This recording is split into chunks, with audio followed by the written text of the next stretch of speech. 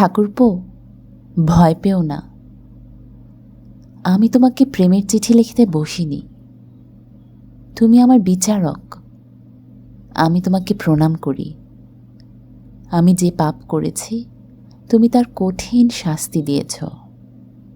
তোমার আদেশ পালন করে সে আমি মাথা পেতে নিয়েছি। দুঃখ এই দণ্ডটি যে কত কঠিন তা তুমি দেখতে পেলে না।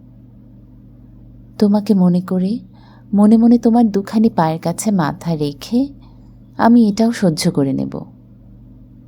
তোমার দুছত্র চিঠি আমার এই নির্বাসনের আহার। তা যদি না পাই তবে আমার কেবল নির্বাসন দণ্ড নয়, প্রাণদণ্ড। আমার পাপ মনে অহংকারের সীমা ছিল না। কারো কাছে আমাকে এমন করে মাথা নোয়াতে হবে এটা আমি স্বপ্নেও জানতাম না। তোমার জয় হয়েছে প্রভু, কিন্তু আমাকে দয়া করো, আমাকে বাঁচতে দাও। এই অরণ্যবাসের সম্বল আমাকে অল্প একটু করে দিও, তাহলে তোমার শাসন থেকে আমাকে কেউ কিছুতেই টলাতে পারবে না। এটুকু দুঃখের কথাই জানালাম। আর যেসব কথা মনে আছে, বলবার জন্য বুক ফেটে যাচ্ছে, তা তোমাকে জানাবো না প্রতিজ্ঞা করেছি। সেই প্রতিজ্ঞাই রক্ষা করলাম।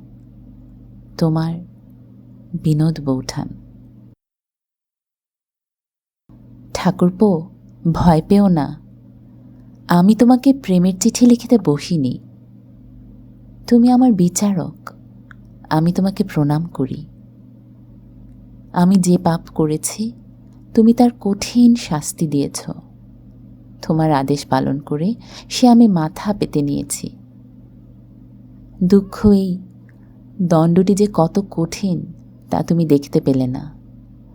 তোমাকে মনে করে মনে মনে তোমার দুখানি পায়ের কাছে মাথা রেখে আমি এটাও সহ্য করে নেব। তোমার দুছত্র চিঠি আমার এই নির্বাসনের আহার।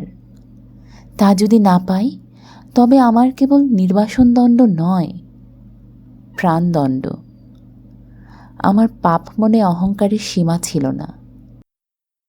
কারো কাছে আমাকে এমন করে মাথা নোয়াতে হবে এটা আমি স্বপ্নেও জানতাম না। তোমার জয় হয়েছে প্রভু, কিন্তু আমাকে দয়া করো, আমাকে বাঁচতে দাও।